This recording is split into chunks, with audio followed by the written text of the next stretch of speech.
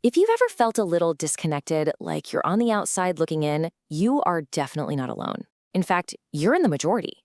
Right now, something like half of all American adults are dealing with measurable levels of loneliness.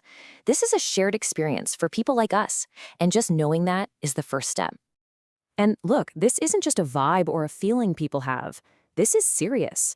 It's so widespread that the US Surgeon General has officially declared it a public health epidemic. That puts it right up there with other major national health crises. And this is the part that's truly shocking. The physical toll is staggering. The risk to your health from being socially isolated is comparable to smoking 15 cigarettes every single day. And no, that's not an exaggeration. It's a hard medical fact based on tons of research. Okay, so what is going on here? How did we get to this point? It really points to a kind of hidden, systemic failure in how our society is built today. And that's exactly what we're going to unpack in this explainer. So the first piece of the puzzle is a concept from sociology that I swear once you hear it, it's going to make so much of this make sense. It's all about the disappearance of something called the third place. All right, so here's the simple version. A sociologist named Ray Oldenburg gave us this great framework. Your first place is home. Your second place is work. And a third place? Well, that's any informal public spot where people can just gather, hang out, connect. You know, like a classic barber shop, a local library, or that neighborhood coffee shop where you see the same faces. These places are basically the anchors of community life, and they work for a few key reasons. They're a neutral ground. Nobody has to play host. They're also levelers, meaning it doesn't matter what you do for a living or how much money you make. The main event is just talking. They're easy to get to, they're welcoming, and they really do become a kind of home away from home. This is where those low-stakes, spontaneous interactions happen that weave a community together.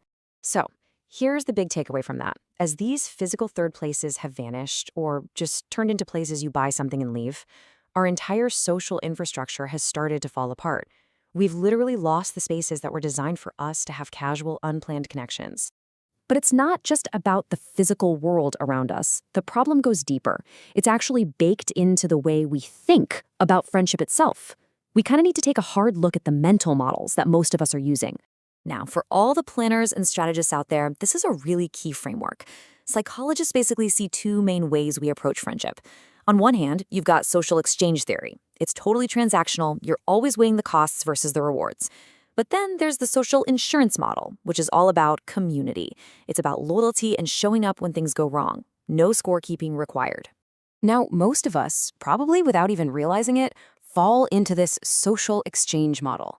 We're subconsciously keeping a tally of who texted who last, who paid for lunch, who listened more during a tough time.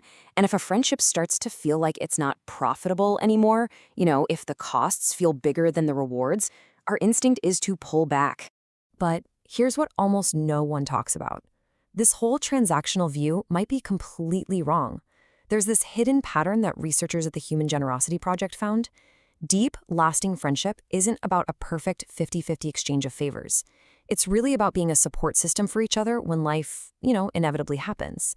It's not a business deal, it's more like an insurance policy. And the payoff for that social insurance way of thinking, it's something we call platonic intimacy.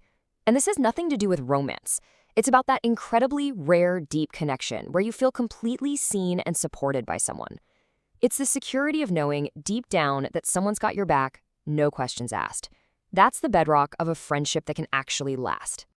Okay, so that's the theory, but how do you figure out which of these models your own friendships are running on? This brings us to a super practical tool anyone can use. Let's call it the reciprocity audit. It's a really safe and simple way to get some clarity. So let's just ask the question straight up.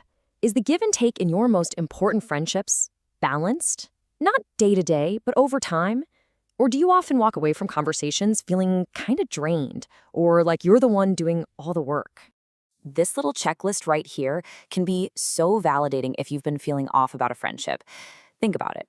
Are you always the one who has to reach out and make the plans? Do you feel more like their therapist than their friend?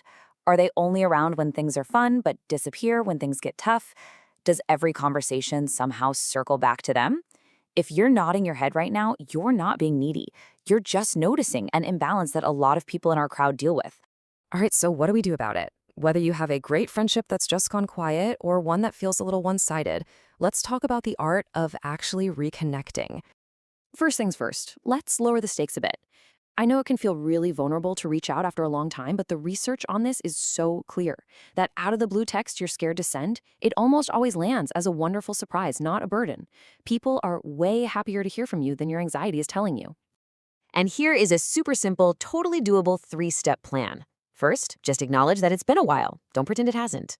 Second, share a quick positive memory to instantly remind them of your connection.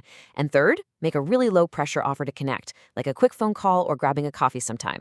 In fact, to make it even easier, here's a script. You can literally copy and paste this. It's warm, it's honest, and it gives them a total out.